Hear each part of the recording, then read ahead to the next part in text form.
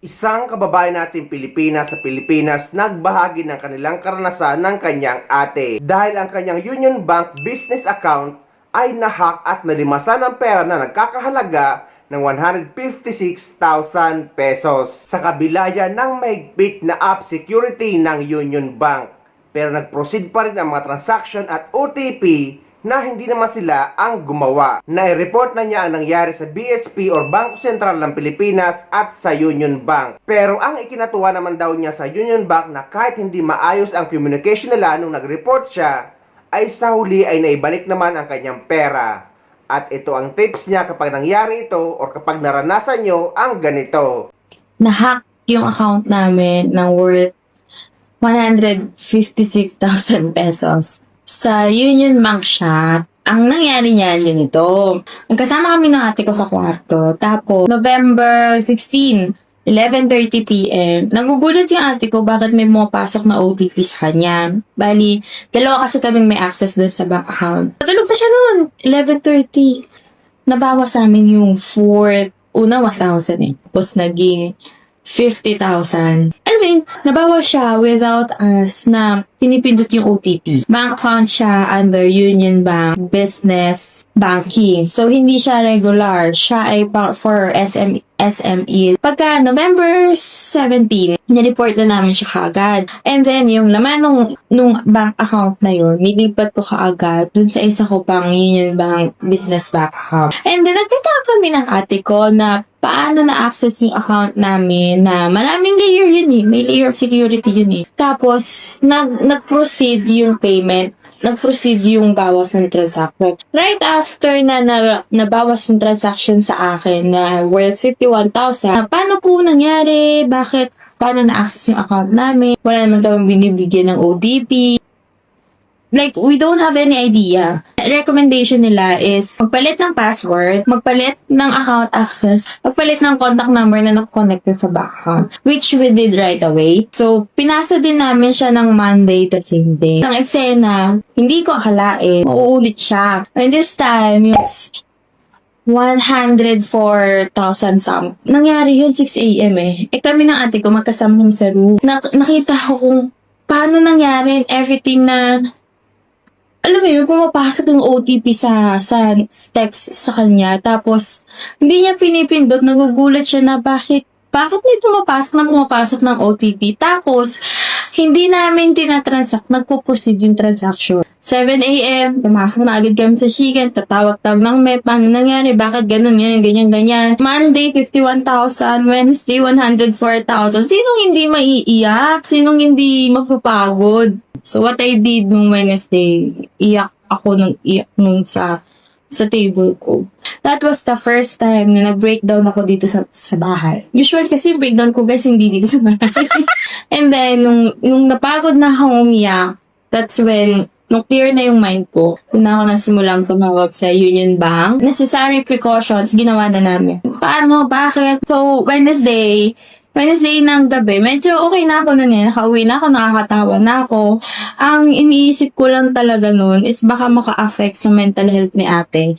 Kasi ako guys, kaya ko yun, kaya akong bumangon. Ang dami ko ng losses, ang dami ko ng mistakes sa business. Pero wala guys, nahack talaga kami. Part ng process. Thursday, so I decided na kailangan ko nang mag-function. Kailangan nang may mangyari siya. Kasi yung trabaho ko, hindi naman siya tumitigil kapag wala naman siya pakialam kung anong emosyon ko. Thursday pala, pumunta din ako sa Union Bank. Doon, sa Union Bank, sabi nung parang nag-assist sa akin, sabi niya, Ma'am, paano nangyari? Ganyan. She wanted to ask the details. Pero ako, syempre masakit pa. Nangyari siya Wednesday. Thursday, I decided na I wanted to redeem myself. Kung kahapon the story is me crying, this time, this is my redemption. This time, mas stronger. This time, alam mo, mas someone na mas matap.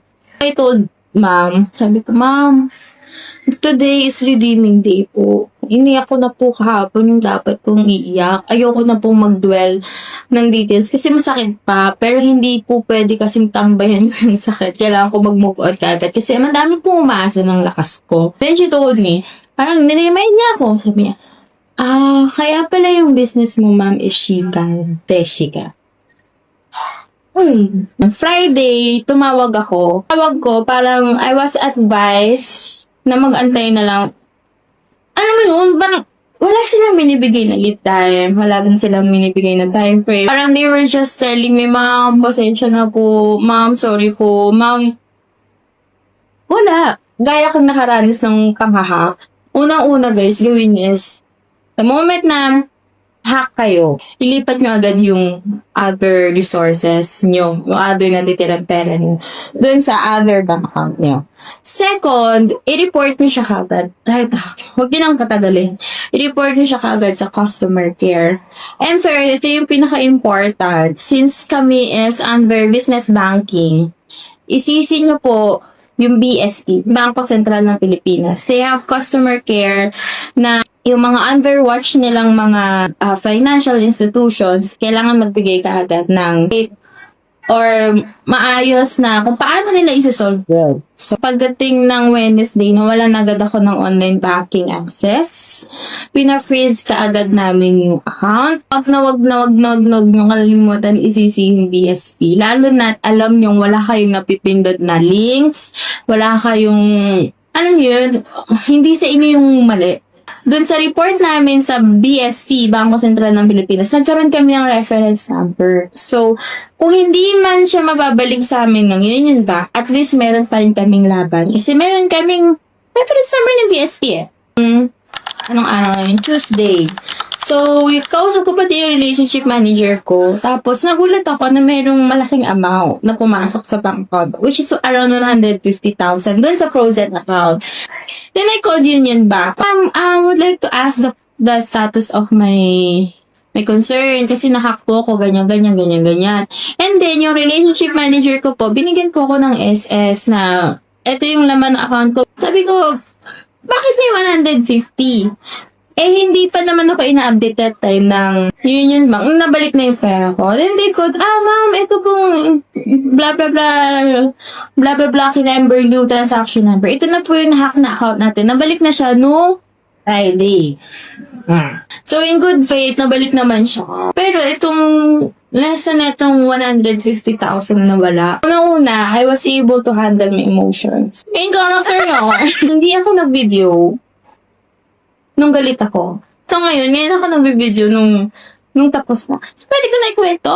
Tuwa lang ako sa Union Bank na though hindi man maayos yung communication nila, na hindi ako na-update agad, na nabalik na pala sa akin na mayroong progress na sa investigation, etc. At least nabalik na siya sa akin. Nabalik siya sa akin kagad ng within 5 days, 3 to 5 days lang. The power of prayers. Nung loss ako, nag-journal lang ako noon. All throughout the experience, gino-journal ko lang. And then dito, tinatanong ko na, bakit Lord? I realize, kaya pala, pinaparaan na siya sa akin now, is kailangan kong ayusin yung systems ko. Hindi naging biro yung stress, hindi naging biro yung anxiety, hindi naging biro yung emotions. It's a roller coaster ride. Tapos parang when you start growing, when your brand begins making, alam mo yun, making noise, there's always be risk. So you need to be always stay alert and stay protected. And thank you for watching, guys. This is Shed. Nag-afpin yung sumula sa 6,000 pesos. And this vlog, this happy incident, hindi ko inaasahan na magiging part siya ng 100 days vlog journey ko. At kung umabot ka sa point ng vlog na to, ito lang masasabi ko para dun sa nang hack sa amin. You can never put a good woman down. Sabi naman ng mga nag-comment sa kanyang video na buti pa daw ang Union Bank ay naibalik ang kanyang pera at talagang inasikaso. Hindi daw kagaya sa video na nagagaslight pa raw or nasisisi ang mga kliyente or mga account holder na nagrereklamo sa kanila.